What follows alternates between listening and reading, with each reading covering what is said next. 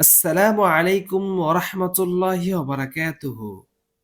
প্রিয় দর্শক শ্রোতা, আশা করি আল্লাহ পাকের অশেষ রহমতে আপনারা সকলেই ভালো আছেন। পৃথিবীর সকল মানুষ পরকালীন যাত্রী, আখিরাতের সফরের মুসাফির হতে হয়। সকল মানুষকে রঙিন পৃথিবীর সকল মায়া মমতা ত্যাগ করে অফেরা পথে চিরদিনের জন্য চলে যেতে হয়। সবুজ শ্যামলে ভরা এ জগতে সবারই আগমন একাকী, আবার পরকালীন সফরও একাকী। সঙ্গীহীন এ সফরে সকল মুসাফিরের প্রস্তুতি এবং পাথেয় অতীব জরুরি। অনিশ্চিত গন্তব্যের অচেনা পথে মুসাফিরকে ভাবায় বনি আদমের প্রতিটি মানুষ পরকালীন যাত্রার নিশ্চিত যাত্রী। তাদের সকলের যাত্রার পথ একই রকম। যাত্রার সূচনা মৃত্যুর মধ্য দিয়ে। পরকালীন যাত্রার প্রথম মঞ্জিল কবর, এরপর হাসর, এরপর জান্নাত নয়তো জাহান্নাম। যে কোনো সফরের পূর্বে যদি মুসাফির সার্বিক প্রস্তুতি গ্রহণ করে, প্রয়োজনীয় পাথেয় জোগাড় করে নিজের সংরক্ষণে রাখে, সফরকালীন সময়ে যাবতীয় বিধি অনুসরণ করে, সহজ ও পরিচিত পথে ভ্রমণ করে, তাহলে তার যাত্রা নিশ্চিতভাবে আরামদায়কভাবে সমাপ্ত হয়। ঠিক এর বিপরীতে যদি সফর হয়, তখন যাত্রীর জীবন মহাসংকটে পড়ে। যাত্রী তার কাঙ্ক্ষিত গন্তব্যে পৌঁছাতে পারে না। তখন বিপদ তার হয় নিত্য সঙ্গী। আখিরাতের যাত্রায় সকল মানুষকে প্রস্তুতি গ্রহণ করা অতি জরুরি। সকল মানুষের আয়ুকাল সুনির্ধারিত। এ কারণে কোনো মানুষই জানে না কার কখন যাত্রার ডাক পড়ে যায়।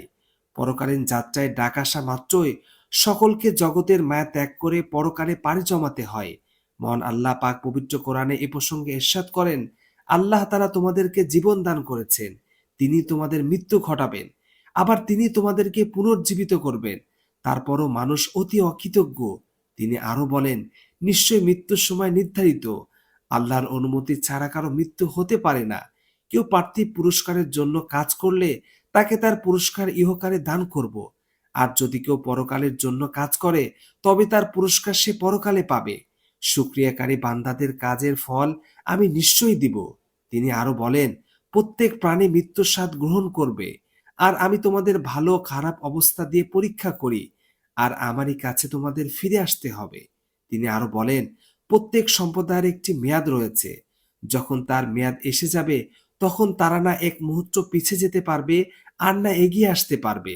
উল্লেখিত আয়াত সময় একথা প্রমাণ করে যাত্রার সময় সুনির্ধারিত। পরকালীন যাত্রার যাত্রীকে কি প্রস্তুতি নিতে হবে এ প্রসঙ্গে আল্লাহ পাক বলেন, তোমরা নামাজ কায়েম করো, যাকাত দাও এবং আল্লাহ তাআলাকে উত্তম ঋণ দাও। তোমরা নিজেদের জন্য যা কিছু অগ্রে পাঠাবে তা আল্লাহ তাআলার কাছে উত্তম আকারে এবং পুরস্কার হিসাবে বর্ধিত রূপে পাবে। তোমরা আল্লাহ তাআলার কাছে ক্ষমা প্রার্থনা করো, নিশ্চয়ই আল্লাহ তাআলা ক্ষমাশীল দয়ালু। হাদিসের মধ্যে রাসূল সাল্লাল্লাহু আলাইহি সাল্লাম বলেন, তোমরা পাঁচটি জিনিসকে পাঁচটি জিনিসের পূর্বে গনিমত অর্থাৎ সুবর্ণ সুযোগ মনে করো। তোমরা যৌবনকে কাজে লাগাও বার্ধক্য আসার পূর্বে। তোমরা সুস্থতাকে কাজে লাগাও তোমার অসুস্থতার পূর্বে। তোমরা সচ্ছলতাকে কাজে লাগাও অসচ্ছলতার পূর্বে। তোমরা অবসরটাকে কাজে লাগাও তোমাদের ব্যস্ততার পূর্বে। আর তোমার জীবনকে কাজে লাগাও তোমার মৃত্যু আসার পূর্বে। অপর একটি হাদিসে এসেছে, রাসূল সাল্লাল্লাহু আলাইহি সাল্লাম বলেন, বুদ্ধিমান সেই ব্যক্তি যে নিজের মনকে নিয়ন্ত্রণ করতে পারে এবং মৃত্যুর পরবর্তী জীবনের জন্য প্রস্তুতি গ্রহণ করে। পরকালীন যাত্রায় সকল মুসাফিরের উচিত মৃত্যুর আগে কবরের সওয়াল জবাব কি হবে সে প্রশ্নের উত্তর শিখে নেওয়া। কিয়ামতের ময়দানে হিসাব নিকাশের সময় নিজের নেক আমলের পাল্লাকে ভারী করা। সর্বোপরি সকল কাজে আল্লাহ তাআলার সন্তুষ্টি লাভ করা যায় সে প্রচেষ্টা অব্যাহত রাখা।